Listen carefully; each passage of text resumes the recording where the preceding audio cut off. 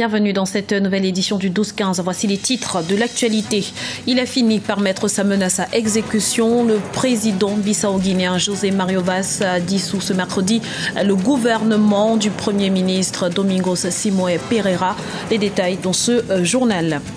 Babacar Gaye, chef de la mission de l'ONU en Centrafrique, a révoqué une décision qui fait suite aux accusations d'abus sexuels sur mineurs commis par des casques bleus. Et puis le Gabon règne en maître du kickboxing en Afrique centrale. Le pays a conservé son titre de champion de la sous-région lors des championnats d'Afrique de la zone 4 à Yaoundé, au Cameroun. Fin du suspense en Guinée-Bissau. Après des semaines de bras de fer, le président José Mario Vaz a annoncé ce mercredi à la radio nationale la dissolution du gouvernement de Simoes Pereira. La tension entre les deux hommes avait en effet atteint son paroxysme. Explication avec les Elsie à Kizimana. Dissolution du gouvernement en Guinée-Bissau. C'est par un décret publié dans la soirée de mercredi 12 août 2015 que le président José Mario Vaz a congédié son gouvernement d'inclusion formé par le Premier ministre Domingos Simoes Pereira. Le président m'a dit qu'il ne me fait plus confiance. De nombreuses tentatives ont été faites pour résoudre le différend, mais il a maintenu sa position de dissoudre le gouvernement. Des divergences à la tête de l'exécutif entre le Premier ministre et le président bissau-guinéen sont à l'origine de la dissolution du gouvernement. Issu d'une même famille politique, le Parti africain pour l'indépendance de la Guinée et du Cap-Vert, PAIGC, les deux hommes forts du pays n'arrivaient plus à s'entendre. Des mésententes qui touchent également le président de l'Assemblée nationale. Un d'eux devrait partir. Mais donc, qui devrait partir en ce cas? C'est le Premier ministre, parce que c'est le plus faible. Parmi les trois, le président, il peut limoger le Premier ministre, il ne peut pas limoger le président de l'Assemblée, et le Premier ministre ne peut pas limoger le président. Donc, une personne qui peut aller pour les raisons, pour sauver même l'image de la République, l'institution. Donc, on va voir la suite. Et je pense que le président de la République, qu'est-ce qu'il a fait? Il a joué une stratégie très intelligente. Il a commencé à les dégaster. Petit à petit, il donnait son temps. Il y avait le procureur aussi qui faisait son travail. Et les gens, ils n'ont pas su gérer aussi ce problème, que les gens pouvaient gérer à travers un dialogue. Mais chacun a radicalisé dans son coin. Et ça a amené donc cette situation catastrophique, je pense. Mais ce n'est pas inquiétant. Cette situation, ce n'est pas inquiétant parce que Guinée-Bissau, ce n'est pas la première fois qu'il part un Premier ministre. En Guinée-Bissau, la Constitution permet au président de la République de dissoudre le gouvernement, de mettre en place une nouvelle équipe pour conduire la gestion du pays et d'organiser des élections législatives dans les 90 jours qui suivent. Le gouvernement de Domingos Simoes Pereira avait été formé en juillet 2014 après la victoire de José Mario Vaz lors de la présidentielle de mai 2014. Babacar Gaye, chef de la mission de l'ONU en Centrafrique, démis de ses fonctions. L'annonce a été faite ce mercredi par le secrétaire général des Nations Unies, Ban Ki-moon. Elle fait suite aux accusations d'abus sexuels contre mineurs commis par des casques bleus au cours d'une opération armée à Bangui début août. On écoute à ce propos Olivier Gabiro, ancien ministre. D'après ma lecture, je crois que c'est un ensemble de problèmes qui sont à l'origine de cette situation. D'abord, ce que je comprends, c'est qu'il manquerait de réactivité face aux bavures, de nombreuses bavures des forces internationales, ou des viols. Et il semble que l'opération, vous savez qu'il y avait eu une opération tout récemment au kilomètre 5, il semblerait que cette opération n'a pas été bien préparée. Vous comprenez que une telle opération salit en quelque sorte l'image des forces internationales.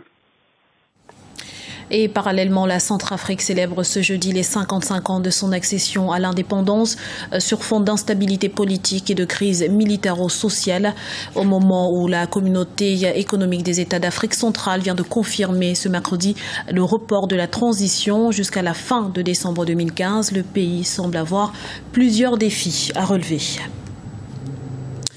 C'est un véritable bilan des 15 dernières années du président Denis Sassou Nguesso à la tête du pays que le Parlement et le peuple congolais ont eu droit ce mercredi. À l'occasion du traditionnel discours annuel sur l'état de la nation, le président congolais a passé en revue les progrès réalisés dans son pays sur les plans politiques, économiques, sociaux et diplomatiques. Un reportage de nos correspondants Narcisse Ndoumbe et Thierry Ngongo.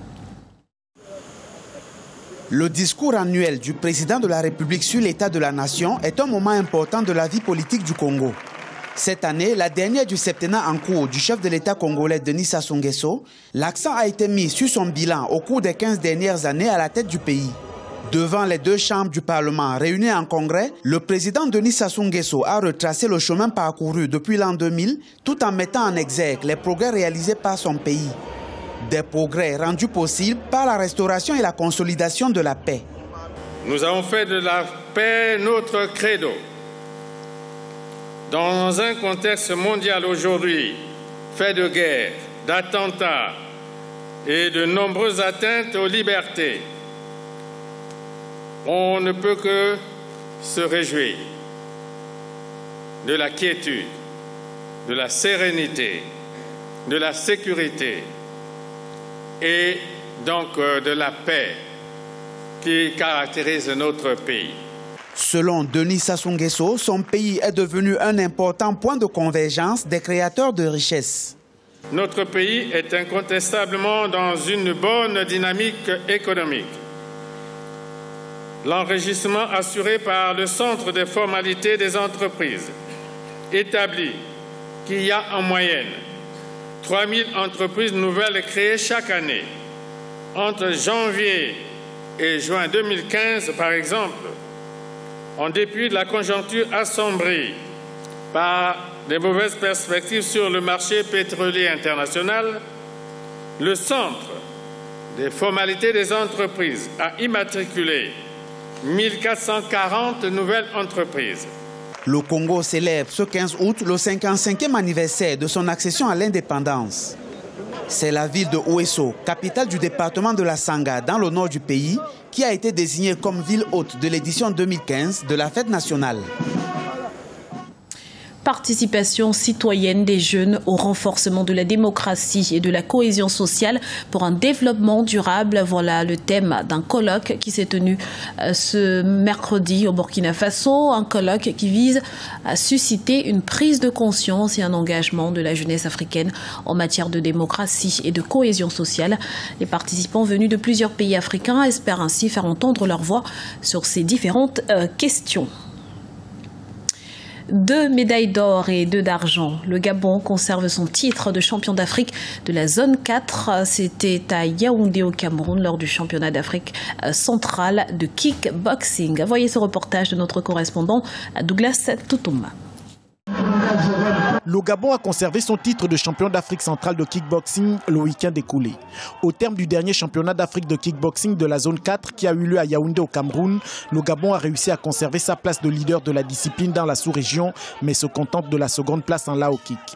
On a amené 8 combattants, ça nous fait 4 médailles d'or, 4 médailles d'argent.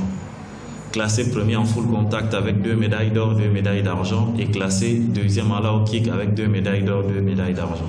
Et comme je vous le disais, le Cameroun a présenté 3 fois plus de combattants que nous. Je pense que si on avait amené tous nos combattants, même en Lao Kick, on se serait classé premier.